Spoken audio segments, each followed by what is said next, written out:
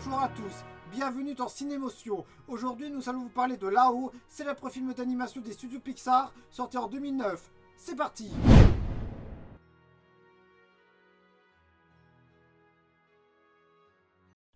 Pete Docter, le porteur du projet, a commencé à travailler sur le film durant la fin de la production de Monstres et compagnie, sorti en 2001, qui avait récolté plus de 580 millions de dollars de recettes dans le monde. Le projet du film sera lancé grâce à un dessin de Pete Docter retrouvé, représentant un vieux monsieur grincheux vendeur de ballons.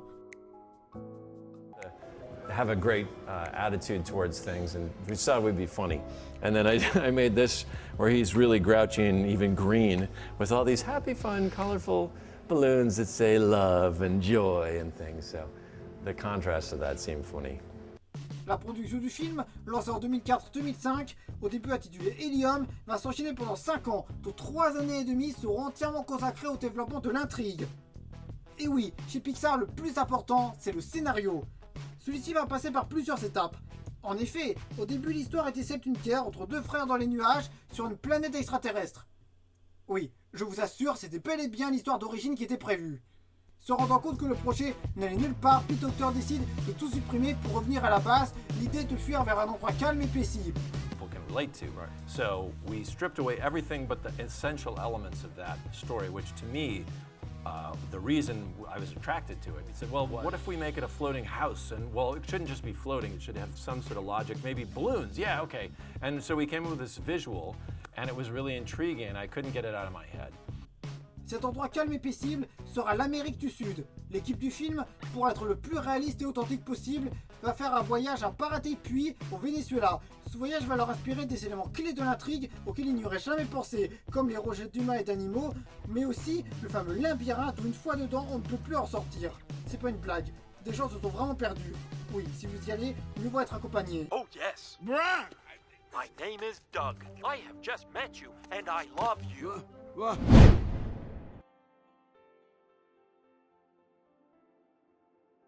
Carl Frederiksen, le héros du film, est interprété par Ed Asner, connu pour son rôle de Lou Grant dans la série télévisée américaine du même nom.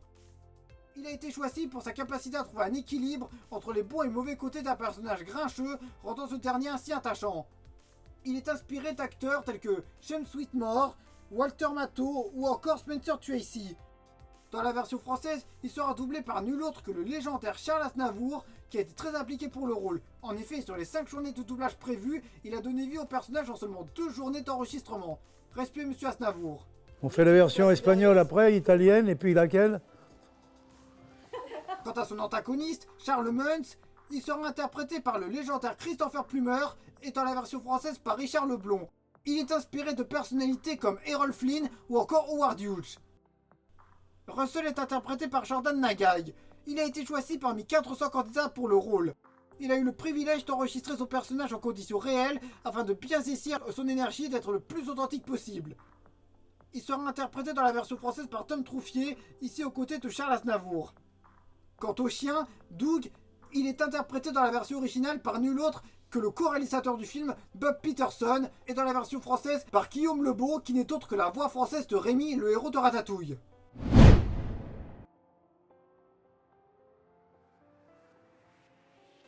La première projection du film aura lieu le 13 mai 2009, à Cannes. Et oui, Là-haut est sélectionné en tant que film d'ouverture hors compétition au prestigieux festival de Cannes.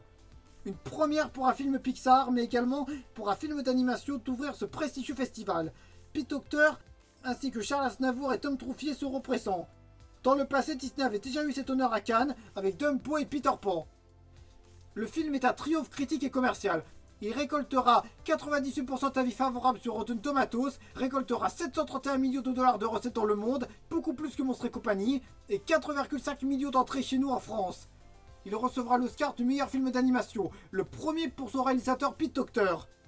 Le film fait encore partie à ce jour des 3 seuls films d'animation à avoir une nomination à l'Oscar du meilleur film, avec La Belle et la Bête en 1992 et Toy Story 3 en 2011. Là-haut est un film universel, touchant un public de tous les âges, par la maturité de ses sujets abordés, tels que la vieillesse, le choc des générations, le temps qui passe, les regrets, les déceptions, le fait d'aller de l'avant, les objectifs à atteindre, mais aussi l'amour. Voilà, merci beaucoup pour avoir regardé cette émission, à très vite.